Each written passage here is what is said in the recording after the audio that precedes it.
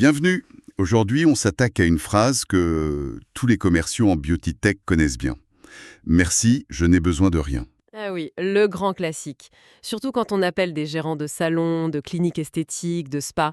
C'est souvent frustrant. Exactement. On va essayer de décortiquer ça, voir comment dépasser ce premier mur, en s'inspirant pas mal de l'approche terrain de Loïc Genot d'ailleurs. Tout à fait. Parce que ce non merci, souvent, c'est pas vraiment un manque de besoin réel. C'est plus un réflexe. Un réflexe de défense. Oui, imaginez, une gérante de spa, elle reçoit peut-être 15-20 appels de ce type par semaine. Forcément, elle met une barrière, quoi. D'accord. Et ce réflexe, il peut coûter cher. J'ai vu une stat. 73% des pros admettent avoir déjà éconduit un appel qui aurait pu être intéressant. Juste à cause de la première approche. C'est énorme.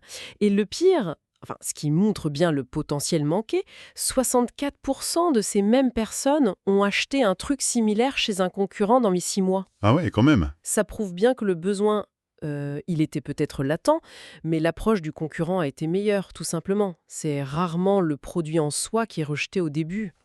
Ok, alors, comment on fait pour améliorer cette première impression cruciale? L'erreur classique, c'est de foncer bille en tête sur le produit, j'imagine. Bonjour, je vous appelle pour notre super machine. Exactement. Ça, c'est souvent contre-productif.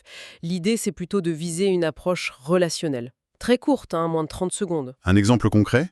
Imaginons Marc, de Beauty Tech Solutions. Bonjour Madame Martin, Marc de Beauty Tech. Écoutez, je travaille avec plusieurs spas dans votre région, un peu comme le vôtre. Et voilà, je me disais que ce serait bien qu'on fasse connaissance. Vous auriez une minute? C'est plus humain, moins agressif. D'accord. Moins vente, plus contact. Mais il n'y a pas que les mots, j'imagine. La voix compte énormément, non?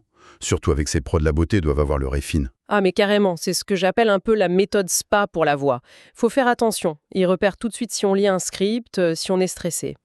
Qu'est-ce qu'il faut éviter alors? Le débit trop rapide, le ton monocorde ou trop interrogatif à chaque phrase. D'ailleurs, une autre stat, 67% des gens raccrochent si ça sonne trop scripté, trop récité. Et donc à l'inverse? Un débit posé, des petites pauses et surtout le sourire. Ça s'entend au téléphone, vraiment. Le petit truc, s'enregistrer et s'écouter avec l'oreille du prospect, c'est éclairant. Donc on mise sur le lien avant de parler produit. Créer de la valeur par l'intérêt sincère en fait. C'est exactement ça. Si le besoin n'est pas dit, la première valeur qu'on apporte, c'est la curiosité pour l'autre. L'exemple de Julie, là, dans les cosmétiques. Oui.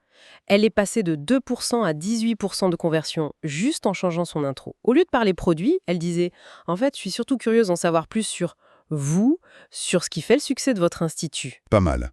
Ça donne une structure d'intro en 30 secondes, genre qui je suis, pourquoi je pense à vous, et maintenant parlez-moi de vous. Voilà, c'est ça. Présentation, pertinence et puis curiosité. Et après, faut poser les bonnes questions. C'est-à-dire des questions adaptées au métier. Oui, des questions ouvertes qui montrent qu'on s'intéresse vraiment. Pour un institut, qu'est-ce qui fait la spécificité de votre lieu, selon vous? Pour un salon de coiffure, quelle est la tendance qui marche fort en ce moment chez votre clientèle?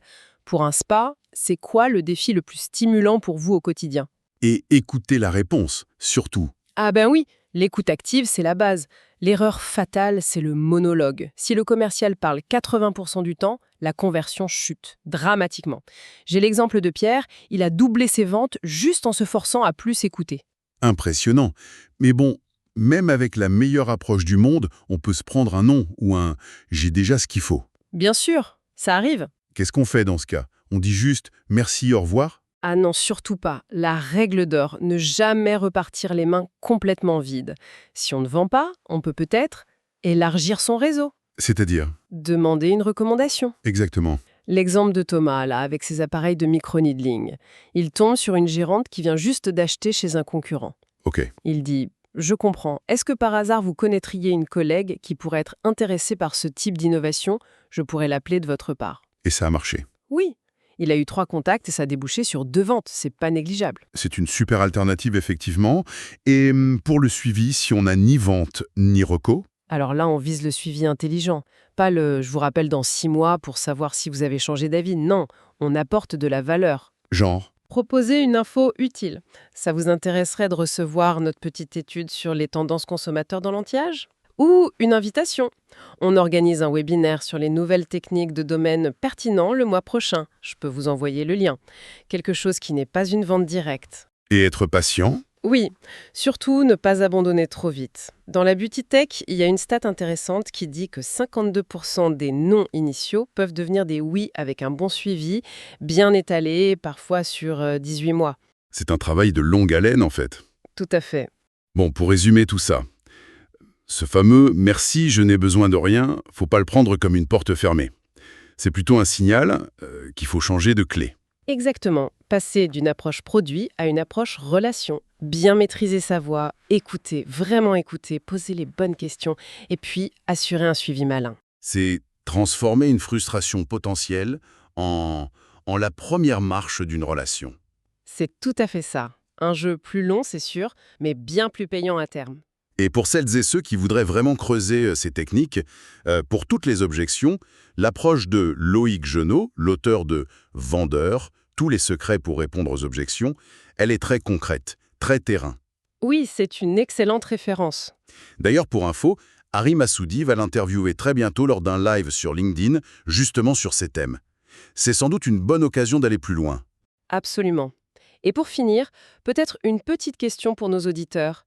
Enfin, pour réfléchir, combien d'opportunités on a laissé filer, chacun dans notre quotidien, juste à cause de cette petite phrase? Bonne question. Ça donne à réfléchir avant le prochain coup de fil. Merci beaucoup. Merci à vous.